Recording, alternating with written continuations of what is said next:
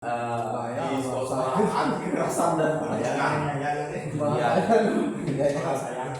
Program komitmen bersama untuk menghapus segala bentuk kekerasan fisik maupun verbal dalam proses belajar mengajar. Ini biasanya diterapkan di dalam sekolah masing-masing maupun dalam kelas. Outputnya adalah integritas bebas kekerasan yang ditandatangani seluruh guru. Biasanya kita, ya karena kita ini dilema besar. Kenapa dilema besar? Kita mendidik sekarang ini kan zaman sekarang tidak boleh melakukan tindakan kekerasan. Beda dengan zaman dulu. Zaman dulu itu boleh, tapi ada batasan-batasannya. Tapi zaman sekarang ini memang tidak boleh, mencubit saja bisa dipenjarakan atau dipidanakan. Jadi inilah yang kita harapkan, jadi ada perubahan cara mengajar, cara berinteraksi terhadap siswa itu sebagai dari komunitas. Kemudian yang terakhir Pak, ada bisa kita memberikan reward atau penghargaan lah, Teacher of the Year katanya itu. Memberikan apresiasi kepada guru yang paling konsisten menunjukkan integritas, dedikasi dan kepatuhan terhadap kode etik sebagai motivasi bagi rekan kerja lainnya. Artinya ya dia bisa memotori rekan-rekan guru bagaimana cara beretika yang lebih baik. Kemudian outputnya penghargaan dalam bentuk sertifikat atau insentif pengembangan diri itu jika diperlukan. Ya, itu saja sih programnya, tapi memang berat kalau di bagian kode etik ini karena kita bisa saja saya sebagai penegakan kode etik ini tidak bisa intervensi lah kepada teman-teman juga kan. Tapi inilah caranya untuk bagaimana kita menegakkannya di sekolah masing-masing. Nanti akan ada program ini yang akan saya coba kerjakan. Yang pertama tadi pastinya tentang workshop atau seminar bagaimana cara kita membagikan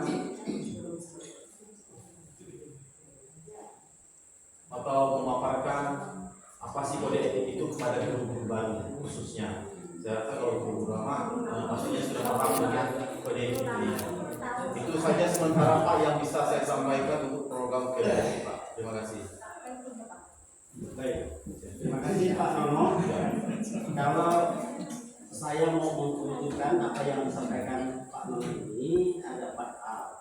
Yang pertama, mungkin kita harus berpikir lebih jauh tentang apa sih persoalan-persoalan yang dihadapi oleh guru-guru kita yang ada di Kecamatan Bogor ini.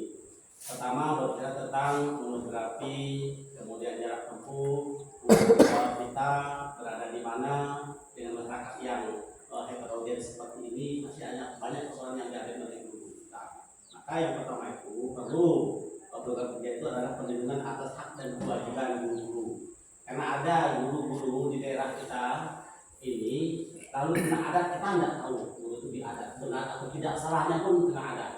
Kita hanya pejamatan saja atau terima adanya nasib itu kan. Sementara PGRI tidak berkutik. Sementara kita punya tanggung jawab, kita punya seksi bidang ini yang melindungi hak dan kewajiban daripada anggota kita. Kalau misalnya ada masalah seperti itu berarti kan perlindungan atas hak dan kewajiban anggota PGRI itu yang pertama. Terkait dengan apa? Tadi hak-hak dia yang dari orang, ada rumah guru, tidak boleh tinggal di situ, sementara dia punya hak kan? Pernahkah kita PGRI peduli dengan itu? Karena banyak kasus-kasus di sana. Kemudian satu hal lagi, pas sekolahnya ngambil tindakan, misalnya sumbangan komite diadat orang kampung. Ini yang akan saya bahas pada hari, kalau tidak salah besok atau Jumat itu di program itu juga. Nah ini tanggung jawab kita seperti itu. Jadi advokasi. Kemudian pendampingan terhadap guru yang bermasalah di hadapan hukum. Memang orang salah itu salah, tapi harus kita dampingi karena tanggung jawab orang kita sebagai PGRI. Jadi yang kedua itu adalah pendampingan terhadap guru yang bermasalah di hadapan hukum itu harus. Salah itu pasti kita dampingi. Jangan pula kalau salah baik-baik saja kan tidak boleh. Apapun risikonya kita harus tahu dulu perkaranya seperti itu. Kemudian yang ketiga itu memberikan reward dan punishment terhadap guru yang menjalankan kode etik dan melanggar kode etik. contohnya ya tadi yang sampaikan Pak Nono, sebagai guru ya memenuhi tanggung jawabnya di kelas. Kalau dia tempat tugasnya jauh ya tanggung jawab atas itu kan seperti itu. Kalau ada laporan dari masyarakat, maka kita memberikan punishment pada guru yang seperti itu, bukan dipukul saja, tapi itu tanggung jawab kita memanggil, karena marwah guru itu terletak di situ. Ketika dia tidak melaksanakan tugas dan tanggung jawab, maka kita berhak untuk memanggil guru yang bersangkutan dan memberikan klarifikasi kepada yang bersangkutan kenapa bisa seperti itu. Karena masyarakat tidak melihat satu orang guru, pasti semua kita yang ada di cabang itu kena. Nah, guru juga itu lihat seperti ini seperti itu. Nah, itu tanggung jawab kita. Dan ini tidak bisa kita tebang pilih. Ketika ada persoalan itu kita ambil alih. Jangan sampai masyarakat yang ambil alih. Kita menjadi yang mengambil alih dulu sehingga kita kemas dengan baik. Tidak kita mendiskreditkan yang bersangkutan, tetapi mengembalikan marwah dia itu sebagaimana mestinya. Itu yang harus dilakukan Pak Nono. Nanti mungkin harus ada tim yang ada di batangnya pengurus PGRI untuk bertanggung jawab itu. Kalau Pak Nono sendiri kan bingung sendiri. Lalu yang ketiga itu pemantauan dan penanganan terhadap kasus-kasus yang dialami guru. Hal itu yang paling penting. Karena kesejahteraan guru itu bukan hanya dari segi finansial, tapi kesejahteraan psikologi itu penting. Kalau berbicara tentang undang-undang tentang guru dan dosen itu secara nasional itu berlaku. Tetapi nyatanya yang ada di kalangan kita ini berbeda karakter orang-orang yang di dalamnya, berbeda wilayahnya. Itu akan sangat ujian sekali ketika guru itu tidak kita hadapi. Jadi ada 4 poin tadi ya. Yang pertama, perlindungan atas hak dan kewajiban anggota PGRI PC kedua. Yang kedua, pendampingan terhadap guru yang berhadapan dengan hukum.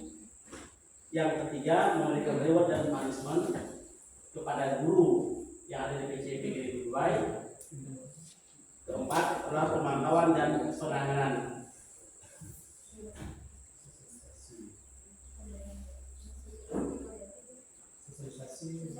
Oke Pak, Ya, biarlah ini karena ini banyak kaitannya dengan masalah hukum.